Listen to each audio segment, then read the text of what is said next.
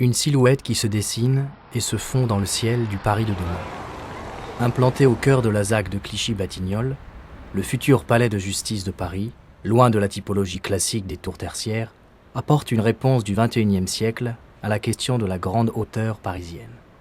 Cette composition élégante et étagée, culminant à 160 mètres, est affirmée par 3 unités, le siège, le parquet et la présidence, taillées sur mesure, comme 3 maisons sur le toit, bénéficiant chacune d'un jardin suspendu. Ces ensembles s'articulent autour de l'épine dorsale, composée d'un ascenseur panoramique, de jardins d'hiver et de panneaux photovoltaïques, qui donnent au tout une identité forte et unique. Depuis Clichy-la-Garenne, le palais de justice offre un profil ouvert et d'une grande finesse, trait d'union entre Paris et sa banlieue, comme un geste fort du Grand Paris. Le socle, qui abrite la salle des pas perdus et les salles d'audience, présente une silhouette découpée à échelle quasi haussmannienne. Comme une fine lame de verre, l'édifice s'aligne exactement sur l'axe majeur du parc Martin Luther King et n'obstrue pas la perspective.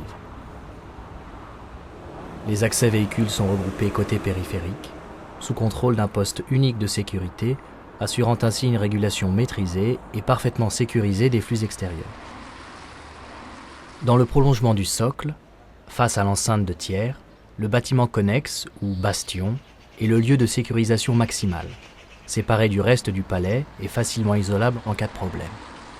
En continuité de la trame verte du parc, l'édifice présente ses restanques, cascades de terrasses plantées de pins noirs. Symétrie verte entre Paris et sa banlieue. Un hectare de pleine nature sur les toits de Paris.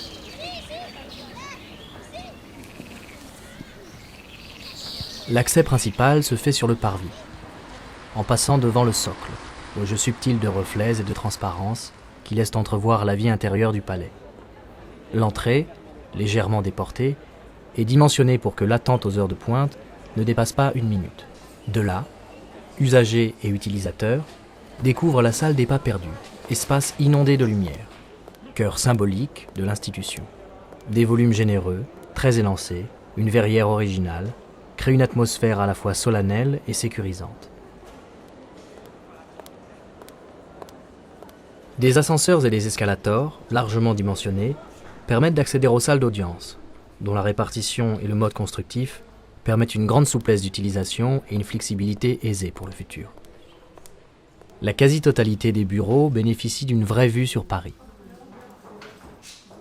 La lumière naturelle est présente partout, notamment dans les circulations et sur les paliers d'ascenseur, chose rare dans un immeuble de grande hauteur. Le magistrat peut emprunter les ascenseurs centraux, ou s'il le souhaite, un parcours alternatif par l'ascenseur panoramique de l'épine dorsale. C'est l'occasion d'un contact visuel et permanent avec la ville. De là, il emprunte une grande galerie sur jardin, jusqu'à un 2e ascenseur qui l'emmène au cœur du pôle pénal ou civil. Les salles d'audience bénéficient d'une lumière naturelle, filtrée et apaisée. Leurs matériaux réunissent modernité et tradition. Le futur palais de justice pensé par Renzo Piano allie sûreté, efficacité de fonctionnement et confort des utilisateurs. Premier immeuble grande hauteur respectant le plan climat de la ville de Paris.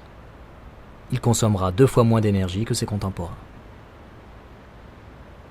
C'est une ville verticale, sur mesure, un monument du XXIe siècle. Un acte fort du Grand Paris.